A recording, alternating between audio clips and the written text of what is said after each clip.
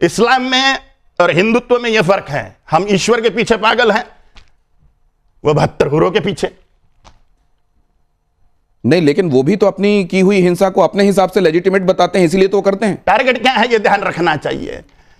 हतो वा प्राप्स्यसिं स्वर्गं जित्वा वा भोक्ष्यसे महिं तस्माद् उत्तिष्ठ कौन्तेय युद्धाय कृतनिश्चयः। अगर मरोगे इस धर्म युद्ध में तो मुझे प्राप्त कर लोगे, भगवान बोल रहे हैं, और जियोगे तो भूमि पर धर्म का स्वराज्य, धर्म साम्राज्य की स्थापना करोगे। मरोगे तो 72 हुरे पाओगे, ये नहीं बोल रहे भगवान। इसलिए जमीन आसमान का अंतर है इस्लाम के कथन में और हिंदुत्व के कथन में। आप क्या कह रहे थे विवेक? देखिए, पहले बात, आपने 72 हुरों का नाम लिया। फैशन हो गया है कि हिंदू धर्मगुरु इस्लाम और कुरान पे उंगली उठाते हैं। भाजपा का शासन है और आप लोगों को बड़ा मजा आता है सत्ताधीशों के साथ बैठने में। यह है सच्चाई। इंद्र, आपके भी धर्म में इंद्र का वर्णन है, स्वर्ग का वर्णन है, अप्सराओं का वर्णन है, उर्वशी का वर्णन है, मेनका का वर्णन है। तो सिलेक्टिव मत होइए। मैं वो आपका नहीं तो विवेक जी, आपको कब ये कहा गया जी कि अगर आप कोई कथित रूप से अच्छा काम करते हुए देह त्यागेंगे जी तो आपको अप्सराएं भोगने के लिए मिलेंगी? ये कब कहा जाता है? तो स्वर्ग का कांसेप्ट है हिंदुइज्म में या नहीं है? नहीं, स्वर्ग का कांसेप्ट आपको ये कहा जाता है, आपको ये कहा जाता है कि आपको 72 हुरे मिलेंगी। नहीं, इनको किसने ऑथराइज किया? लेकर जा रहे हैं। नहीं, सुनिए, आप उनको जस्टिफाई मत करिए। नहीं, मैं जानना चाहता हूं, मैं बता रहा हूं। अगर एक हिंदू धर्मगुरु, आप अपने बारे में बात करिए। आपको क्या मतलब इस्लाम में कौन क्या कर रहा है? इस्लाम की इस बात का जवाब दे रहे थे कि किसकी हिंसा को आप जायज कहेंगे और किसकी हिंसा को नाजायज। सुनिए, आपके इंटरैक्शन में माननीय शंकराचार्य ने कहा था योगी आदित्यनाथ को मैं सन्यासी नहीं मानता, क्योंकि एक आदमी 2 पदवियों पे नहीं बैठ सकता। या तो वो सन्यासी होगा और या मुख्यमंत्री की कुर्सी पे बैठेगा। और ये अगर वायलेंस और हिंसा की आप बात कर रहे हैं, पुलिस और आर्मी की बात कर रहे हैं, यू आर नॉट ऑथोराइज्ड। आप नहीं है पुलिस में, ना आप आर्मी में है। आप मुझे बोलिए, ना शंकराचार्य की बात करें, ना अन्य साधुओं की बात करें। नहीं, आप वायलेंस प्रीच करते हैं। वो व्यक्ति गांधी से इंटेलेक्चुअल डिफरेंस अलग बात है। आप मुझसे आप उसके असैसिनेशन को जस्टिफाई करेंगे। आप इधर उधर के बात नहीं, मैं तो सीधी बात कह रहा हूं ना आपको। बोलिए, सवाल आपका अधिकार ही नहीं है पॉलिटिक्स में बोलने का। आप ये कैसे, क्योंकि आप वायलेंस को जस्टिफाई करते हैं। आप वायलेंस को जस्टिफाई करते हैं सोशल लाइफ में। अधिकार है कि नहीं है ये घोषित करने वाला आप कौन होते हैं? मैं इसलिए क्योंकि मैं इस देश का नागरिक हूं और आप इस देश में कम्युनल हार्मोनी को डिस्टर्ब कर रहे हैं। आप इस देश में कम्युनल हार्मोनी को डिस्टर्ब कर रहे हैं। वो आप कुछ भी, आप गांधी के असैसिनेशन को जस्टिफाई कर रहे हैं। आप कुछ भी, और आप कह रहे हैं कि असैसिनेशन सही था। विवेक जी, मुझे धर्मगुरुओं से और आपके पाखंड से डर नहीं लगता। विवेक जी, बिल्कुल बोलूंगा मैं। आप अच्छी बात करते, आप अच्छी बात करते, फालतू सड़ी हुई बात नहीं करने का। मुद्दे की बात करो। मैं पाखंडी हूं कि नालायक हूं कि कमी ना हो, इससे आपको क्या लेना देना? इसलिए योग्य बात करिए। आप वायलेंस को जस्टिफाई करते हैं सोशल लाइफ में। मेरा ऑब्जेक्शन है। उत्तर जाओ तो बहुत भारी पड़ेगा। नहीं, बहुत भारी पड़ेगा। क्या भारी पड़ेगा? बहुत भारी पड़ेगा। मैं यहाँ से उठ के कुछ भी कर सकता हूँ। आप करिए, नहीं करने का, नहीं करने का, व्यक्ति तर्कों से नहीं करने का। मैं जो ये सवाल लेफ्ट का नहीं बनता है। लेफ्ट तो सारी क्रांतियों को अहिंसा से कराता है। क्या चीन की क्रांति अहिंसक थी? मैं सिर्फ शांति की बात कर रहा हूं। नहीं, सुनिए, हम डेमोक्रेसी में है ना। नहीं, देखिए, सवाल ये है जो आपने कहा कि हिंसक और उसकी बात आप कर रहे हैं। यहां पे हिंदू धर्म में किसी को यह नहीं कहा जाता कि तू 4 लोगों को मार दे काफिरों को जाके तो तुझे ऊपर 72 हीरे सेवा करेंगी और जन्नत नहीं। पर ये जस्टिफाई करते हैं गोडसे को। किसी ये बात ये करते हैं ना, जस्टिफाई गोडसे को। तो अभी बात ही नहीं आई। गांधी के असैसिनेशन को जस्टिफाई करते हैं। सम्मान्य व्यक्ति है, इसमें कोई संशय नहीं है। हमारे फिर गोडसे हमारे सम्मान्य व्यक्ति, आप मानो ना मानो, देखो हमारे लिए गांधी सम्मानित है। ये हमारी भावनाएं हमारे पास में। आप सब कोई, आप भी कपिल जी और आप भी विवेक जी, जरा ये देखते हैं कि किन शब्दों में कालीचरण महाराज ने गांधी को लेकर क्या कहा था। अब सवाल यह है कि क्या इस देश में उन विभूतियों के संदर्भ में भी बात होगी और इस तरीके से होगी जिनके बारे में असल में यह माना गया कि सैक्रोसेंट हैं, इनको लेकर कोई रिव्यू, कोई समीक्षा की गुंजाइश नहीं बनती है। Kapil ji, review and abusing are different things sir. एक सेकंड, रिव्यू शब्द यूज करिए, अब्यूजिंग वर्ड यूज करिए। देखिए, 2 बात शब्द यूज किया गया है। एक सेकंड, देखिए, 2 बातें। एक तो गांधी जो है वो एक प्रैक्टिसिंग पॉलिटिशियन थे। गांधी कोई भगवान नहीं थे जो उन्हें भगवान बना दो और गांधी को कोई क्रिटिसाइज नहीं कर सकता। एक मिनट, वी एग्री। अब मैं अगर गांधी के शब्द आपको एक याद दिलाता हूं, 1927 के अंदर स्वामी श्रद्धानंद का अब्दुल रशीद ने कत्ल किया था। स्वामी श्रद्धानंद चुपचाप वो शांति अहिंसक तरीके से शुद्धि आंदोलन करा रहे थे। गांधी का वो स्टेटमेंट उठा के देखिए, गांधी क्या कहते हैं।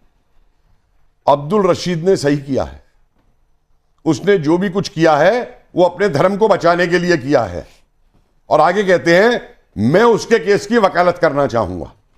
पूरी हिंसा को, पूरे कत्ल को गांधी जस्टिफाई कर रहे हैं एक स्वामी के, और जो क्रांतिकारी अंग्रेजों को गोली मार देते थे उन क्रांतिकारियों की गांधी ऐसी तैसी करते थे कि हिंसा इस्तेमाल करते। पहली वर्ल्ड वॉर के अंदर जाकर के सेना के अंदर अंग्रेजी की रिक्रूट कराना, खुद गांधी लिखते हैं खेदा के अंदर कि जिन गांवों में हम जाते थे आंदोलन को लेकर के और किसान हमें माला पहनाते थे, जब हम वहां पे पहुंचे कि अंग्रेजी सेना में भर्ती हो जाओ तो उन किसानों ने हमें घर में घुसने ही नहीं दिया। वो जो जिनको अंग्रेजी सेना में आप भर्ती करा रहे थे वो वहां पे जाके धरना देते, तो मतलब हड़ताल में बैठते। तो मतलब ये कहा जा रहा है कि मारने के लिए ये होप्स है। नहीं, तो क्या ये कहा जा रहा है कि गांधी जी की बहुत सारी बातें ऐसी हैं जिनकी आलोचना और मुखर आलोचना हो सकती है, लेकिन जिन शब्दों का प्रयोग किया गया वो गलत था? मैं तथ्य पे बोलता हूं, अगर मैंने जो बोला है कोई ऐतिहासिकली गलत साबित कर दे, मैं आज बोलना। मानवी तनेजा जी से मैं ये बात समझना चाहता हूं। मानवी जी, गांधी जी के संदर्भ में टिप्पणियां, क्या गांधी जी की समीक्षा ही नहीं होनी चाहिए, कोई आलोचना ही नहीं होनी चाहिए, या आलोचना हो अगर तो इन शब्दों का प्रयोग नहीं होना चाहिए? और नाथूराम गोडसे को कभी भी देश का हीरो नहीं कहा जा सकता। आप किस तरीके से? देखिए, बिल्कुल भी नहीं बोला जा सकता। पहली बात तो ये कि अपने आपको महाराज बोलते हैं, महाराज मुझे किसी एंगल से लगते नहीं। आपकी जो भाषा है बहुत ही खराब है। एक महाराज की भाषा बहुत अच्छी होनी चाहिए, बहुत ठीक होनी चाहिए, ऐसी भाषा होनी चाहिए जो लोगों को सुन करके अच्छा लगे, ना कि गंदा लगे। आप गाली दे रहे हैं, महाराज होकर के आप गाली दे रहे हैं, और उसके बाद महात्मा गांधी जिन्होंने सुनिए कुछ किया, आप वोट से कुछ खराब कर रहे हैं। प्रियंका क्या कह रही है? सुनिए जरा, प्रियंका क्या कह रही है? एक second, Priyanka let me speak please, let me speak, let me also speak। एक सेकंड, गोडसे जिंदाबाद, गोडसे जी की विजय। मैं कह रही हूं आप बोले, आप स्वामी हैं ना, एक सेकंड, आप बोले। नहीं हूं, मैं कोई साधु संत नहीं हूं, मैं महाराज नहीं। नहीं, मानवी जी, आप अपनी जगह पे चलें, आप अपनी जगह पे, आप अपनी जगह। आपके लिए क्या होगा? गोडसे जिंदा होता तो वो गोडसे का सांप बना होता। अगर गोडसे जीवित होते तो मैं उनका फॉलोअर होता। ये जिंदाबाद कह रहे हैं। आइए मानवी जी, हमारे लिए आइए, इधर आइए। मैं बोलूंगा एक सेकंड, कपिल जी शांत हो जाइए। कपिल जी एक सेकंड शांत हो जाइए। हाँ, बिल्कुल बोल सकता हूं। क्या आजादी? ये I think we should respect. Kapil ji शांत, कपिल जी शांत। आजादी नहीं दिलवाई, पूछिए इनसे। आजादी उनका हाथ था। अरे छोड़िए, उन्होंने कम्युनिस्ट कैडेट दिलवाया अंग्रेजों से मिल करके। बिल्कुल मालूम है मुझे, फैक्ट बताइए आप हिस्ट्री के। आप ना सिर्फ पॉलिटिकल एंगल से। अरे आज छोड़िए, आप मुझे बताइए उस एक मिनट उस स्वदेशी वाले को माउंटबेटन भी रहा था पहला गवर्नर जनरल बनाने को। एक सेकंड शांत होइए प्लीज, बात ऐसे बात मत कीजिए। मैं उसको नहीं बचा रहा हूं, मैंने गोडसे को नहीं बचाया। एक सेकंड ऐसे बात मत कीजिए, मैंने गोडसे को नहीं बचाया, शांत, लेकिन गांधी भगवान ने ये दोनों शांत हो जाइए। प्रियंका अपनी कम्युनिस्ट स्टेटस दिलवाया गांधी ने, माउंटबेटन स्वदेशी करने वाले ने उसे गवर्नर जनरल बनाया। कपिल जी प्लीज, ये थी उसका स्वदेशी। कपिल जी प्लीज, प्रियंका प्रूफ करिए प्रियंका प्लीज, इससे पहले कि वो फिर से शुरू हो, आप अपनी बात कहिए। मेरे पास बहुत सिंपल दो सवाल हैं। यहाँ पर हमारे शो का नाम भी धर्म संकट है, धर्म की ही बातें हम हमेशा करते हैं शो पे, और धर्म ही एक मुद्दा है जिसके ऊपर सब बात करते हैं और कुछ भी बात करते हैं। तो मेरे दो बहुत सिंपल से सवाल है। मैं भी काली माँ की साधना करती हूँ, महाराज जी भी काली माँ की साधना करते हैं, मैं भी बहुत जाने माने शोज पर काम करती हूँ एज एन एस्ट्रोलॉजर, और साधना भी करती हूँ। महाराज जी ने कहा, एक बात कहा कि माँ ने, उनकी टांग टूटी तो माँ ने आके उनको, उनकी टांग को जोड़ा, उन्होंने ऐसा अभी स्टेटमेंट दी। तो मेरा एक सवाल आपसे है कि क्या इतना आसान होता है कि माँ हर व्यक्ति को दर्शन दे दे? करोड़ों लाखों लोग हॉस्पिटल में बीमार पड़े हैं, बीमार हैं, बहुत दिक्कतें, बहुत परेशानियां, तो माँ ने सिर्फ आप ही को क्यों दर्शन दिए? पहला सवाल मेरा पहला सवाल, क्योंकि मैं भी साधना करती हूँ, मैंने आज तक माँ के प्रत्येक सामने से कभी दर्शन किए नहीं, मैंने बस उनकी एनर्जी को महसूस किया, मैं कैसे। तो दूसरा सवाल मेरा ये है, क्या आपको लगता है आज रामकृष्ण परमहंस यहाँ होते तो उनसे भी लोग ये पूछ लेते कि आप काली माँ का साक्षात्कार हुआ? आप नहीं, रामकृष्ण परमहंस है। आज अगर होते तो क्या उनको भी समीक्षा कर लिया आपने? उनसे सबूत दीजिए कि ये वाली बात होती है। स्वामी विवेकानंद ने की थी समीक्षा। स्वामी विवेकानंद समीक्षा की थी ना। आप किसी एनर्जी के साथ जब काम करते हैं ना, आप किसी एनर्जी के साथ, पहली बात तो काली माँ एक ऐसी एनर्जी है जिसके ऊपर पूरा ब्रह्मांड चलता है। उनके हस्बैंड जो शिव जी हैं वो भी उनके सामने कुछ नहीं बोल सकते। तो एक ऐसी एनर्जी की साधना करना क्या एक नॉर्मल व्यक्ति के लिए आसान है? बहुत बहुत आसान होता है। और इतने सारे लोग अगर दुनिया में बीमार लग रहे हैं, बिल्कुल बिल्कुल, अच्छा। मेरे को बिल्कुल नॉर्मल व्यक्ति लग रहे हैं। देखिए मैं बिल्कुल एक वो साधक है, मैं उनकी रिस्पेक्ट करती हूँ। अच्छा, तो आप खुद को सामान्य मानती हैं? आप काली की उपासक? बिल्कुल बिल्कुल सामान्य तो आप सामान्य हैं, वो सामान्य है, काली की पूजा कर रहे हैं ना? मेरा दूसरा सवाल रह गया, इनका आता हूं, मान लीजिए आपकी बारी आएगी, आऊंगा ना। देखिए विवेक जी बात मान रहे हैं, कपिल जी बात मान रहे हैं, आप भी बात मानिए। हम समाज को क्या देना चाह रहे हैं ये देखिए। मैं बुरा हूं, यही मेरा सवाल है, यही मेरा सवाल है। दूसरा सवाल मेरा यही है आपसे, अब मार्केट में बहुत सनातन का अर्थ है। आप इधर आइए कालीचरण जी, आप इधर आइए। आपसे कुछ सवाल ऐसे जिसमें सोचने विचार, इधर आइए, सोचने विचारने के लिए बहुत वक्त नहीं होता। उसमें यह माना जाता है कि अमूमन आपके दिल में जो होता है वो जुबान पर आ जाता है, और आप तो इस बात के लिए जाने भी जाते हैं कि आप सीधे वो बात कह देते हैं जो आपके मन में होता है। यहां जरा कुछ एक बातें देखिए और इनका जवाब आपको क्या लगता है जरा वो समझने की कोशिश करते हैं, उसके बाद इस चर्चा को आगे बढ़ाएंगे।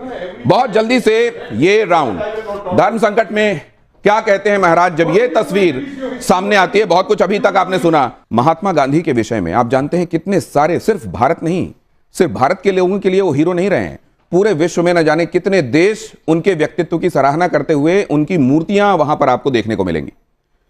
हम 2 अक्टूबर के दिन पूरा देश कृतज्ञ होता है कि महात्मा गांधी ने, उनके तौर तरीकों ने बिना खड्ग बिना ढाल आजादी दिला दी। यह तस्वीर, क्या आप अपनी सोच को बदलने के लिए तैयार हैं जो महात्मा गांधी के विषय में आपने पहले सोच रखी, क्योंकि आप यह भी मानते हैं कि आपने पूरी पढ़ाई नहीं की है वैसी विद्यालयों में या कॉलेजेस में, तो क्या आपको यह लगता है कहीं गुंजाइश है कि आप समझते नहीं है मोहनदास करमचंद गांधी के व्यक्तित्व को?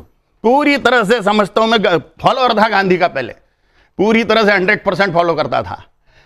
जिस व्यक्ति ने भगवान श्री रामचंद्र जी के, भगवान श्री कृष्णचंद्र जी के फॉलोअर छत्रपति शिवाजी महाराज, गुरु गोविंद सिंह जी महाराज, राणा प्रताप जी महाराज को पथभ्रष्ट कहा, उस व्यक्ति को मैं महान कैसे बोल सकता हूं?